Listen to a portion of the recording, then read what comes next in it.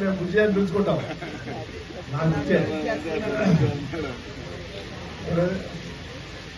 సాంబశివరావు, అదేవిధంగా కలెక్టర్ గారు, ఇక్కడ పురంధేశ్వరి గారు, మీ అందరి సమక్షంలో కార్యక్రమం నిర్వహించాం.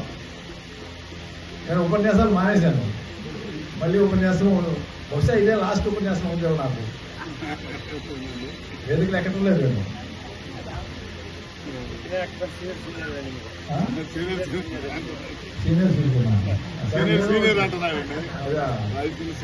కానీ నేను ఒక మాట చెప్పి ముగిస్తాను. ఒక మాట అది ఎటు వెళ్తుందో నాకు తెలియదు, నాకు కంట్రోల్ ఉంటుందో తెలియదు. నేను అదృష్టవంతుడిని ఎందుకంటే ఇందాక బుజ్జి సాంబశివరావు మీరందరూ కలిసి కార్లో వస్తున్నప్పుడు నేను అదృష్టవంతుడిని అని అంటే వాళ్ళకి అర్థమైంది. మేము కూడా అది కోరుకుంటున్నాం డాక్టర్ గారు అని అన్నారు. ఏంటది? ఏంటి? ఎలక్షన్ లో నిలబడి 30 కోట్లు 20 కోట్లు ఖర్చు పెట్టుకుని జనాలతో మళ్ళీ గెలిచిన తర్వాత తిట్లు తింటాం. అప్పుడైనా ఎందుకు తింటాం తెలుసా? చిన్న విషయానికి కూడా ఈ మధ్య చీరాల కొండయ్యని గెలిచాడు.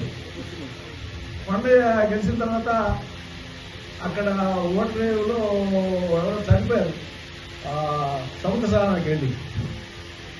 ఆయన ఆ రిసర్చ్ వాళ్ళందరినీ పిలిచి గజీతగాళ్ళు ఉంటే ఎటువంటి ప్రమాదం వచ్చినప్పుడు వాళ్ళు వెళ్ళి దూకుతారు, అటువంటి వాళ్ళకి ఏదైనా మనం సహాయం చేయడానికి వాళ్ళకి జీతాలు ఇవ్వడానికి అని రిసార్ట్ వాళ్ళని కాస్త కలెక్షన్ చేద్దామని చెప్పి పిలిచాడు. పిలిచి అయ్యా మీరు రిసార్ట్కి ఏదో 2,000 3,000 5,000 ఇచ్చే వాటిని పెట్టి జీతాలు ఇద్దాము, వాళ్ళని పెడదాము, ఈ సమస్య చేస్తాము అని ఆయన ఒక మంచి ఉద్దేశంతో చెప్తే ఈ కొండయ్య వచ్చి రిసార్ట్స్ అడతారు కదా అంతా కూడా డబ్బులు తీసుకుంటున్నాడు అని మొదలుపెట్టారు. తర్వాత వరద బాధితులకి ఏది ఇప్పుడు విజయవాడ వరద బాధితులకి ఏదో కొద్దిగా కలెక్ట్ చేస్తామని చెప్పి ఆ వైశ్య కమ్యూనిటీ వాళ్ళందరినీ కూడా షాప్ కింద ఇస్తే అవి తీసుకెళ్లి ముఖ్యమంత్రికి ఇద్దామని చెప్పి అని అడిగితే మళ్ళీ మొదలు ఈ కొండయ్య ఏం చేస్తున్నాడు, జేబులు నింపుకుంటున్నాడు, డబ్బులు తీసుకుని మొదలుపెట్టారు. అవునా? 20 కోట్లు 30 కోట్లు ఖర్చు పెట్టి గెలిచి ఏదో సహాయం చేద్దామని చెప్పి వస్తే ఈ డబ్బులు తిన్నాడు తిట్లు అప్పుడే మొదలు పెట్టాడు. దీనికి ద్రోహం కొట్టుంటుంది. ఇదిగో ఇది ఉన్నారు ఈ పేపర్లో రెడీగా ఉంటారు. ఈ పేపర్లో చేసేది పని, ఈ పేపర్లో యజమాన్యాలు వీళ్ళ డబ్బులు ఎవరు, వీళ్ళు జీతాలు ఎవరు, వీళ్ళు పోయి బజార్ను పడండి అంటారు. ఏం చేస్తారు పాపం వీళ్ళు పోయి ఇదిగో ఆ కొండ డబ్బులు తీసుకుంటున్నాడు, లేకపోతే ఇంకొక డబ్బులు తీసుకుంటున్నాడు అని మొదలు పెడతారు. మొదలు పెట్టగానే భయపెట్టి మళ్ళీ వీళ్ళకి డబ్బులు ఇవ్వాలి. ఇది ఓపెన్. ఈ అన్నిటి నుంచి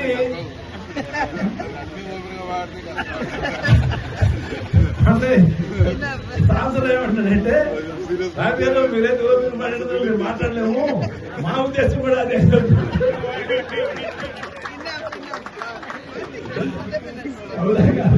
ఇది మొన్నే చెప్పాడు, మొన్న స్టేషన్ మీద ఇద్దరు మాట్లాడుకుంటే సాంసర్ ఎంత డబ్బు అయిందనంటే ఎంత అయింది సార్, ఎన్ని అప్పులు చేశామంటే అప్పులు చేశాను సార్, అన్నాడు సార్, ఇంకా ఉన్నాయి సార్ అన్నాడు. అంటే మీరేమో నేను అంతకుముందు స్టేట్మెంట్ ఇచ్చా, గెలిచినాడేమో టికెట్ దొరకనాడు అదృష్టం ఉంటుందని చెప్పి.